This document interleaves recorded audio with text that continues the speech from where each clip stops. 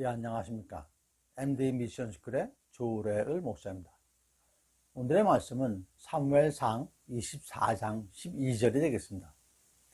여호와께서는 나와 왕 사이를 판단하사 여호와께서 나를 위하여 왕에게 보복하시려니와 내 손으로는 왕을 해치지 않겠나이다. 이 다윗의 말씀을 주여 이 걸림돌을 어찌하오리까 라는 제목으로 함께 나누도록 하겠습니다. 여러분, 스캔들이라는 말이 있죠? 많이 들어보셨을 것입니다. 요즘도 주로 연예계나 정치계에서 사용하는데 안 좋은 소문이나 불명예스러운 일이 생길 경우에 사용하는 용어이죠. 매우 충격적이고 부도덕적인 사건, 불명예스러운 일이나 그러한 평판, 그런 소문, 그럴 경우에 이제 스캔들이라는 말을 사용합니다. 스캔들은 춤은 불명예의 뜻인데 어원은 헬라어의 스칸다론에서 나왔다고 합니다.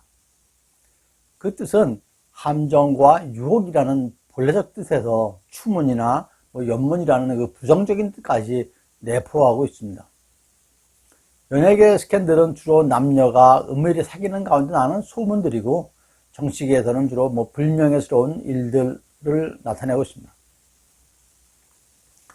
더러는 스캔들로 인해서 나락으로 떨어지는 경우도 있고, 또한 반대로 스캔들을 이용해서 노이즈 마케팅을 활용하는 경우도 있죠. 오늘 나눌 말씀인 걸림돌의 헬라어가 스칸다론입니다. 사전에서는 덫, 올가미, 함정, 죄에 빠지는 것, 죄를 짓게 하는 것 등의 의미가 있습니다. 성경에서는 1차적인 의미에서 좀 더 추상적이고 관념적으로 사용되었는데, 그 의미는 사람들에게 죄를 짓도록 하는 유혹이나 신앙에서 실족해 하는 시험을 뜻한다고 합니다. 걸림돌의 유사어로 거치는 돌, 버린 돌 등도 있습니다. 여러분, 이탈리아 피렌체의 미켈란젤로의 다비드상, 다윗상이죠? 그 조각상이 있습니다. 이 조각은 값을 매길 수가 없다고 합니다. 왜냐하면 아무리 돈을 많이 주고도 팔지 않기 때문에 살 수도 없고 값을 매길 수도 없다는 것이죠. 1501년 8월에 26살 미켈란젤로에게 피렌체 대성당의 지도자가 조각을 의뢰합니다.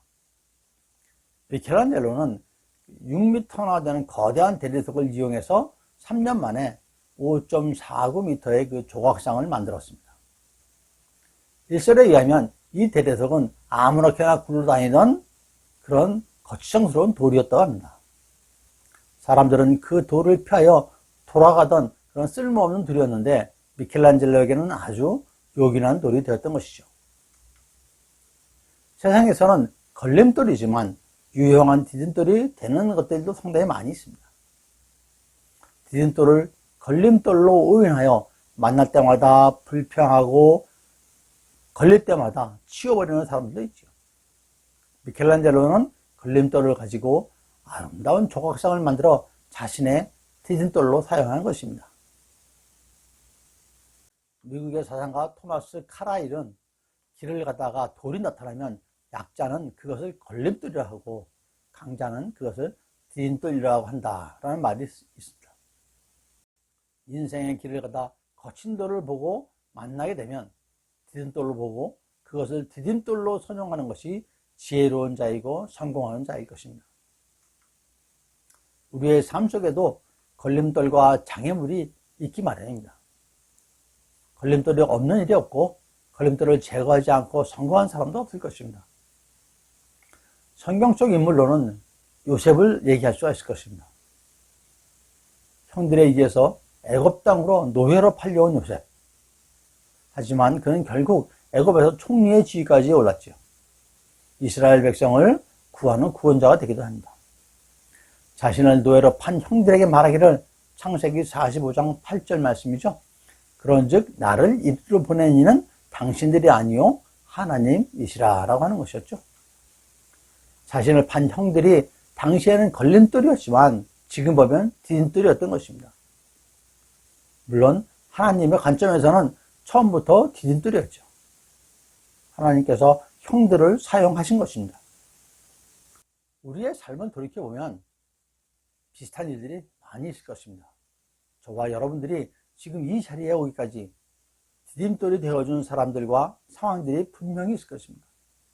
그런데 그 중에는, 그 당시에는 거치는 돌, 넘어지는 돌, 걸림돌로 생각되었던 그런 상황과 사람들도 있을 것입니다. 시편 118편 22절에는요. 건축자가 버린 돌이 집 모퉁이의 머릿돌이 되었나니 라는 기절이 있습니다.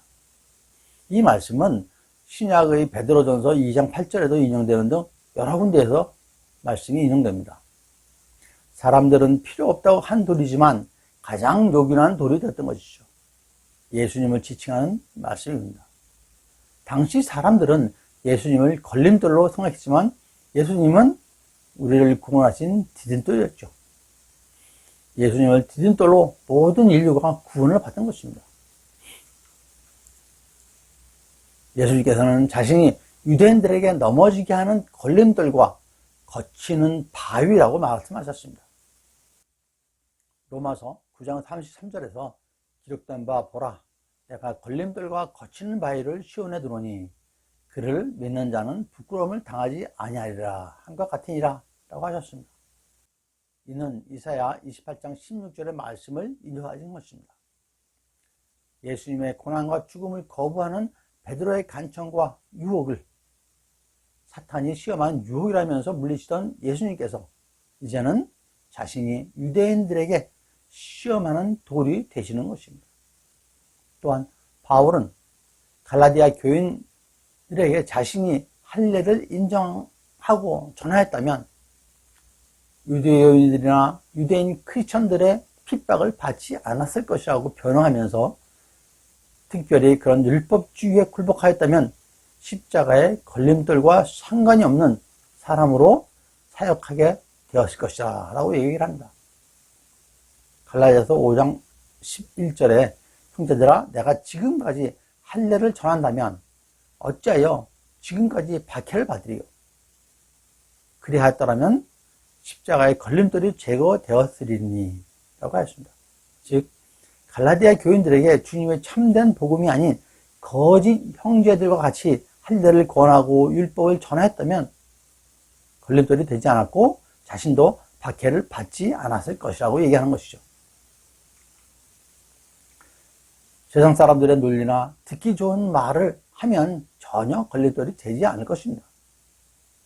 세상 사람들에게 반대가 되고 맞지 않을 때 걸림돌이 되는 것이죠. 이렇듯 걸림돌, 디딤돌을 인간적 기준과 세상적 기준으로 판단해서는 안 될 것입니다. 한 치 앞도 보지 못하는 저희들이 어찌 이를 판단하겠습니까? 그럼 우리 그리스도인들은 어떻게 해야 할까요? 함께 말씀을 통해서 알아보도록 하겠습니다. 제일 먼저 걸림돌은 주님께 맡기십시오. 직장에서 맡은 업무를 열심히 하다 보면 의외로 문제가 생길 수 있습니다. 직장뿐이겠습니까? 열심히 해서 성과를 내고 주위의 사람들로부터 인정을 받게 되면 견제하는 사람이 생기게 됩니다. 그나마 선의의 경쟁을 하고 서로가 그 결과에 승복을 하면 좋은데 안 그러는 경우가 너무나 많죠. 그것을 인정하지 않는 경우가 너무나 많은 것입니다. 상대방을 무너뜨려서라도 내가 차지해야 한다는 것이죠. 우리나라 속담에 사촌이 땅을 사면 배가 아프다는 말이 있죠. 축하를 해줘야 하는데 사촌이 잘 되는 것에도 속이 쓰인다는 것이죠. 그럼 구약시대의 다윗을 보겠습니다. 사무엘상 17장과 18장에 나와 있는 내용인데요. 사울 왕의 군대가 블레셋과 싸우지 못하고 있을 때 어린 소년 다윗이 나가서 돌물매로 장수를 쓰러뜨리고 그 장수의 칼로 그를 죽인 이후에 다윗은 사울이 보내는 곳마다 가서 지혜롭게 행해서 군대의 그 장이 됩니다. 전투에서 승리하고 돌아올 때마다 여인들이 나와서 노래하고 춤추며 사울 왕을 환영하는데 이런 말을 하죠. 사울이 죽은 자는 천천히요, 다윗은 만만이로다 라고 환영을 합니다. 사울이 이 얘기를 듣고 어떻게 했습니까? 사울 자신보다 다윗을 높이는 그 여인들을 보고 많이 불쾌했죠. 심히 놓였죠. 성경에 그렇게 나와 있습니다. 이에 사울이 불쾌하여 심히 노하였다 이렇게 쓰여 있습니다. 급기야 사울왕은 다윗에게 창을 던져 다윗을 죽이려고 합니다. 사울은 다윗을 두려워해서 결국은 천부장으로 강등시켜가지고 다른 곳으로 보내게 되죠.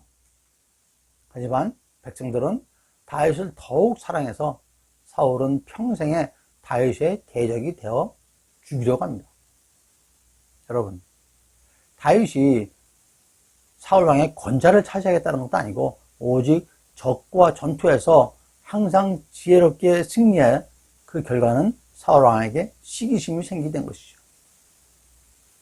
나라를 지키고 구하겠다는 다윗의 마음에 사울은 그걸 받지 않고 시기심만 생긴 것입니다. 사울왕에게 아들 요나단이 있었죠. 요나단은 다윗을 왕권 경쟁자로 삼아 시기할 수도 있는데 오히려 요나단은 다윗을 좋아해서 성경에는 그 자기 생명같이 사랑하여 더불어 언약을 맺었으며 라고 기록을 하고 있습니다. 실제로 요나단은 아버지 사울 왕으로부터 다윗을 피신시키기까지 합니다. 다윗은 피신 생활하면서도 생전에 사울 왕을 비난하거나 복수하는 생각을 가져본 적이 없습니다. 오히려 사울 왕을 죽일 수 있는 상황에서도 2번이나 살려줍니다. 이러한 다윗의 심정은 사무엘상 24장 6절에 나와 있는데요. 자기 사람들에게 이르되 내가 손을 들어 여호와의 기름 부음을 받은 내 주를 치는 것은 여호와께서 금하시는 것이니 그는 여호와의 기름 부음을 받은 자가 됨이니라 라고 말합니다. 죽일 수도 있었던 상황에 사울을 살려두고 돌려보내는 거죠. 그러한 사울에게 다윗은 땅에 엎드려 절을 합니다. 이와 같이 다윗에게 사울 왕의 시기심은 결코 걸림돌이 되지 않았습니다. 신약시대의 인물로는 바울을 볼 수 있습니다. 바울이 이방인의 사도로 택함을 받고 예수 그리스도를 증언함에 따라서 유대인들이 죽이려고 했죠. 사도행전 9장 23절에 여러 날이 지나매 유대인들이 사울을 죽이기를 공모하더니 여기서 사울은 바울의 이름이 개명되기 전의 이름입니다. 이후로도 바울은 여러 차례 옥에 갇히기도 하죠. 바울은 자신의 고난을 자랑을 합니다. 고린도 후서 11장 23절에서 25절까지 나와 있는데요. 내가 수고를 넘치도록 하고 옥에 갇히기도 더 많이 하고 매도 수없이 맞고 여러 번 죽을 뻔 하였으니 유대인들에게 40에서 하나를 감한 매를 5번 맞았으며 3번 태장을 맞고 1번 돌로 맞고 3번 파산하고 일주야를 깊은 바다에서 지냈으며 라고 기록되어 있습니다. 자신의 고난당함과 약함을 자랑하는 것입니다. 십자가가 바울에게는 결코 걸림돌이 아닌 것이었죠. 여러분, 우리는 어떻습니까? 조금만 괴롭힘을 당해도 속상하고 분해하고 그렇죠. 하지만 거치는 돌, 걸림돌에 대한 것은 우리의 소관이 아닙니다. 하나님의 주권입니다. 하나님께 맡겨야 하는 것입니다. 오늘의 본문 다윗이 사무엘상 24장 12절에서 얘기하죠. 여호와께서는 나와 왕 사이를 판단하사 여호와께서 나를 위하여 왕에게 복수하시려니와 내 손으로는 왕을 해치지 않겠나이다. 이렇게 하는 겁니다. 그렇습니다. 주님께 맡기십시오. 주님께서 하십니다. 주님의 일을 빼앗지 마십시오. 두 번째로 걸림돌을 바로 보아야 합니다. 걸림돌을 치우려고만 하지 마십시오. 이 걸림돌이 주님께서 주신 것이라고 생각은 안 하시는지요? 여러분도 아시다시피 사도 바울에게 육체의 가시가 있었습니다. 바울도 그 가시를 빼달라고 기도를 했었죠. 육체의 가시가 없으면 더욱더 주님의 일을 잘 할 수 있을 것이라고 생각을 했을 것입니다. 그러나 바울이 고백하기를 고린도 후서 12장 9절에서 나에게 이르시기를 내 은혜가 네게 족하도다 이는 능력이 약한 데서 온전하여 짐이라 하신지라. 그러므로 도리어 크게 기뻐함으로 나의 여러 약한 것들에 대하여 자랑하리니 이는 그리스도의 능력이 내게 머물게 하여 함이라 하셨습니다. 주님께서는 그 가시가 바울에게 걸림돌이 아니라 유익한 것이라고 하시는 것이죠. 육신의 걸림돌도 해결할 수 있는 것입니다. 걸림돌을 해결하는 사람은 성공자이고 위대한 사람입니다. 예를 들어서 플라톤은 곱사등이었다고 합니다. 유명한 웅변가 데모스테네스는 말도듬이었죠. 서사 시인인 호머는 시각장애인이었다고 합니다. 여러분이 아시는 음악가 베토벤은 청각장애인이 되었죠. 그때의 불후의 명작을 작곡을 했습니다. 걸림돌이 오히려 위대한 예술가를 또 예술을 탄생시키는 그런 사례들입니다. 요한복음 9장 1절에서 3절 말씀에 날 때부터 맹인이 된 사람에 대한 얘기가 나옵니다. 그가 맹인이 된 것은 본인이나 그 부모의 죄도 아니고 그에게서 하나님이 하시는 일을 나타내고자 하심이라고 하였습니다. 한참 꿈 많은 여대생, 이화여대에서 유아교육학을 공부하던 이지선 씨. 만취한 운전자에 의해서 육중추돌 교통사고가 당하고 전신 3도의 화상을 입습니다. 양쪽 손에 엄지손가락을 제외한 나머지를 다 절단하고 얼굴은 엉망이 되는 모진 병고를 이겨내면서도 여러 차례 낙심과 절망 끝에 살아나 감사의 마음으로 간증을 하며 주님의 섭리를 전하고 있습니다. 또한 선천성 시각장애를 가진 그 카이스트의 가현욱 교수님 계십니다. 시각장애자로 태어나서 낭만과 실의로 살았지만 장애를 딛고 일어나 미국 유학도 갔다 왔고 지금은 재활공학자로서 카이스트에서 인공지능을 활용한 그 재활 연구를 하고 계십니다. 이러한 일들은 우리들은 쉽게 얘기하지만 결코 절대로 쉬운 일이 아니죠. 보이지 않는 눈으로 공부한다는 것, 모든 것을 외워야 합니다. 한 번 들으면 잊어먹지 말아야 합니다. 아리따운 여대생이 한순간에 그야말로 손가락을 모두 절단하고 화상으로 진짜 괴물 같은 얼굴이 된 것, 어찌 받아들일 수 있겠습니까? 하지만 걸림돌과 디딤돌은 나의 생각에 달려있는 것입니다. 나의 생각에 따라 걸림돌이 될 수도 있고 디딤돌이 될 수도 있는 것이죠. 캄캄한 방에 들어가면 커튼을 걷습니다. 커튼을 걷는 순간 밝은 햇빛이 방 안으로 싹 들어옵니다. 캄캄한 방을 밝게 하는 것은 사람이 아니죠. 햇볕은 내가 커튼을 걷기 전에 이미 있었습니다.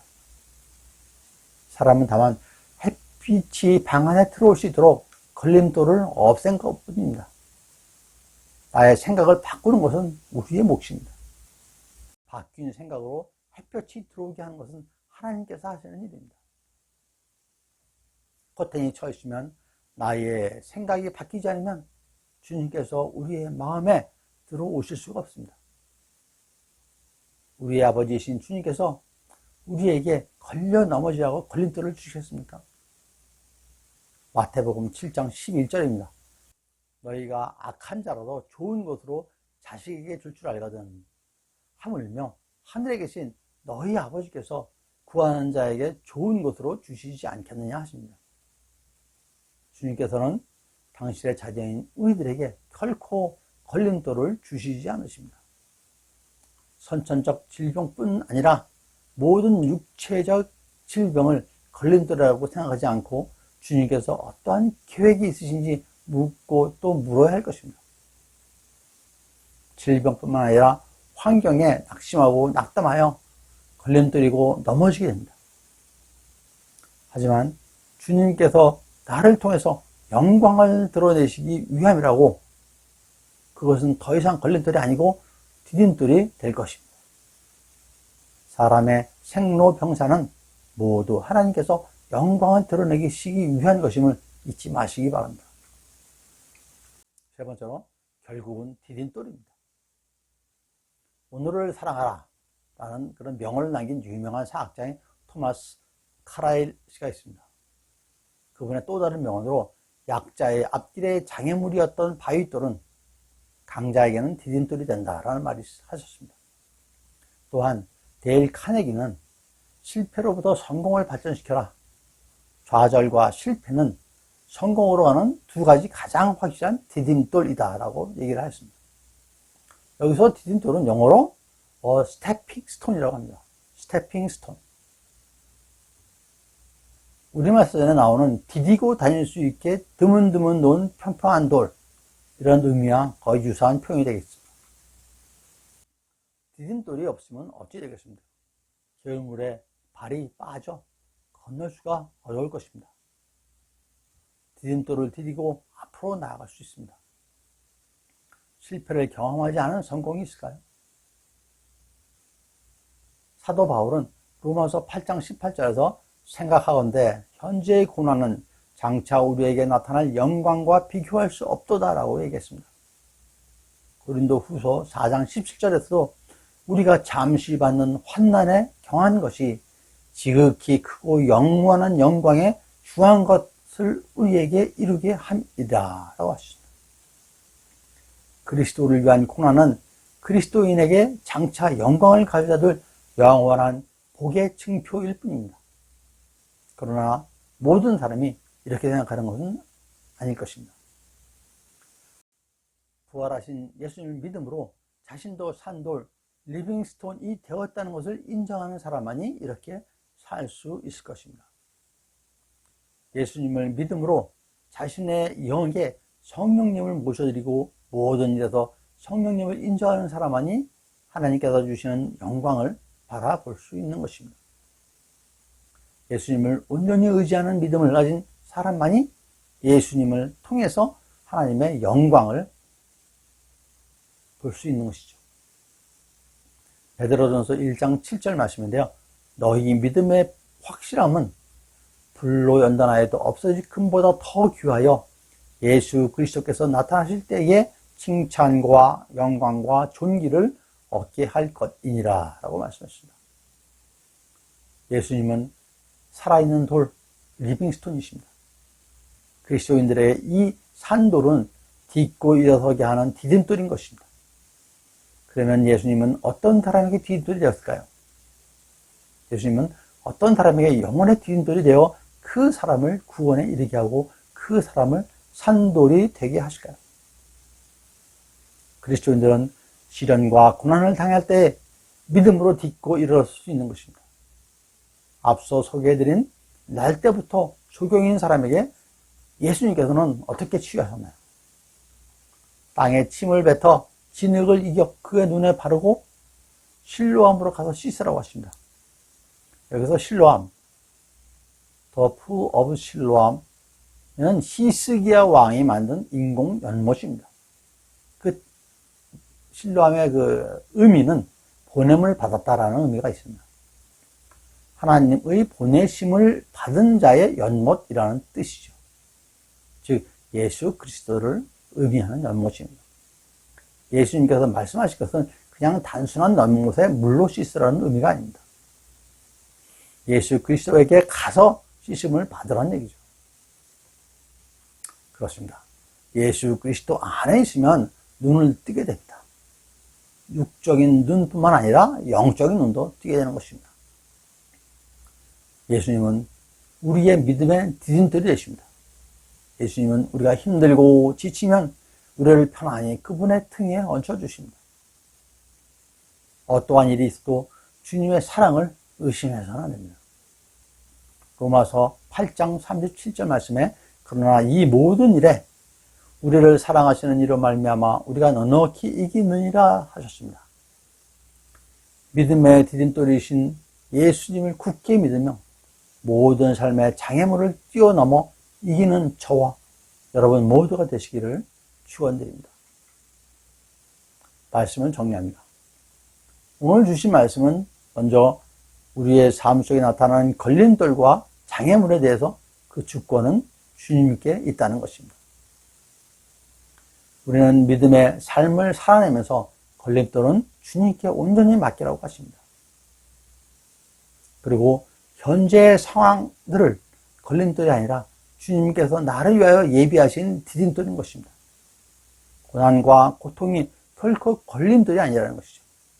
나의 관점이 아닌 하나님의 관점에서 상황을 보아야 합니다. 나의 관점에서 보면 걸림돌이지만 하나님의 관점에서 보면 디딤돌인 것입니다. 그리고 마지막으로 걸림돌을 영적인 눈으로 보면 그 가운데서 예수 그리스도를 만나게 됩니다. 믿음의 디딤돌이신 예수 그리스도를 통해서 넉넉히 승리하게 되는 축복을 받게 되는 것이죠.